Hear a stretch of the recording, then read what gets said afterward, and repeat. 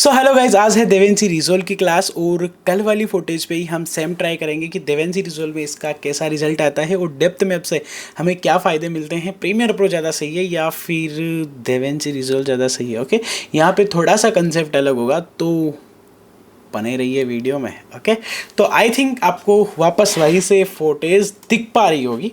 Okay, अभी दिख पा रही होगी।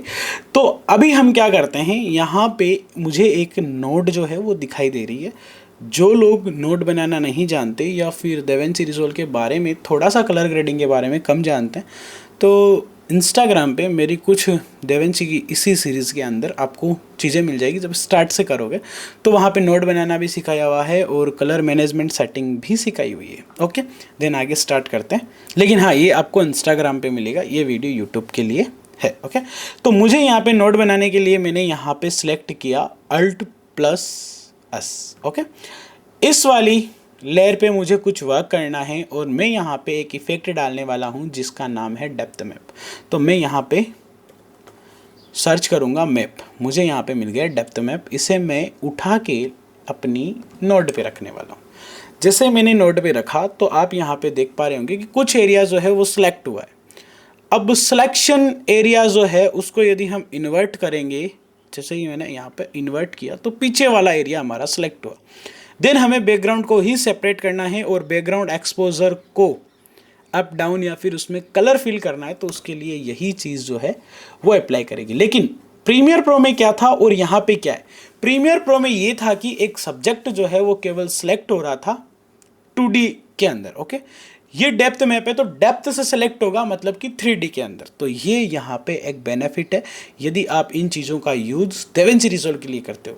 ऐसे प्रोफेशनल में आपको ये बात बता दूं कि इन चीज़ों का यूज़ जो है प्रोफेशनल लोग कलर ग्रेडिंग में कम करते हैं। ओके, कभी कभार फोटेज ओवर एक्सपोज होना या फिर कुछ रियलिस्टिक फील नहीं हो रहा है और वहाँ पे कुछ चीज़ें चेंज करने के लिए, मतलब कि बहुत कम जगह पे इसको यूज़ किया जाता है, चाहे फिर वो प्रीमियर प्रो में हो या फिर देवेंसी रिजोल्व में हो। तो ये चीज़ें यूज़ कम करनी है, लेकिन हाँ आना चाहिए। आप wedding, pre wedding, music video या फिर मेकअप आर्टिस्ट है और आप चाहते हैं अपनी बैकग्राउंड से लाइट को कैसे कट किया जाए, तो प्रीमियर प्रो और देवेंसी रिजोल्व में एक ईजी ऑप्शन है।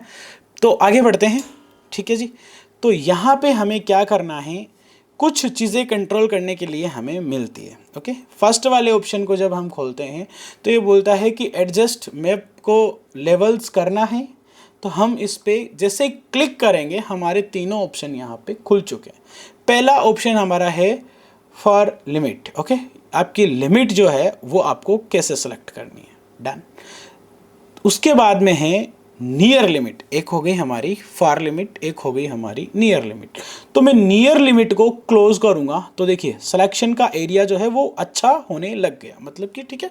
तो मैं इसको थोड़ा फेड रखूंगा ताकि सिलेक्शन जो है वो काफ़ी अच्छे से हो और हमारा जो हम चीज़ चाहते हैं बैकग्राउंड को सेपरेट करना वो ज़्यादा अच्छे से हो। ये है हमारा गामा जो कि लाइट को सिलेक्ट करेगा यदि जहाँ पे भी लाइट है। ओके, जहाँ पे लाइट नहीं है देन जहाँ पे लाइट है, वेरी गुड। उसके बाद में हम इसे आइसोलेट कर सकते हैं, तो मैं इसे भी इन्वर्ट करूंगा। आइसोलेट का मतलब हो गया फेदर से। ओके, ये देखिए डन, तो ये काम करेगा।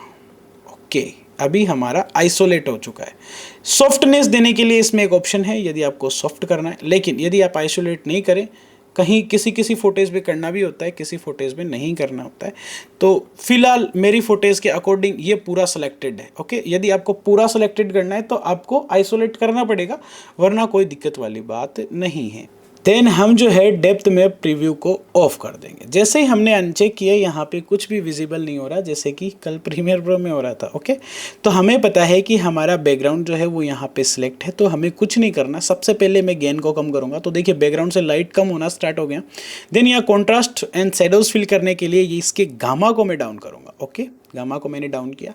देन सारी चीज़ें कल वाली तरह ही कर रहे हैं, तो हम यहाँ पे क्रव में आ जाते हैं और क्रव में ब्लू वाले कर्व को डाउन करते हैं। Very good. अभी आप यहाँ पे एक चीज़ देख पा रहे होंगे कि मैंने इसको ज़्यादा डाउन किया, तो यहाँ पता चल रहा है कि हमारे सब्जेक्ट पे हमने कुछ मास्क किया है। ओके, तो हमें क्या करना है, ज़्यादा डाउन नहीं करना और इसके सॉफ्टनेस को थोड़ा सा बढ़ा देना है। Okay done. अभी हम बिफोर आफ्टर देख सकते हैं, before then after, before then after. तो हमारा बैकग्राउंड पे काफ़ी अच्छे से वर्क हुआ है और डेप्थ से वर्क हुआ है। ओके, तो बेटर रिजल्ट के लिए आप DaVinci Resolve का यूज़ कर सकते हो। Thank you so much. और हाँ, कुछ चीज़ें जानने के लिए थोड़ी सी मेहनत करनी होती है, तो लॉन्ग वीडियोज़ भी आप देख लिया करो। ओके, मिलते हैं अगली वीडियो में। Thank you so much.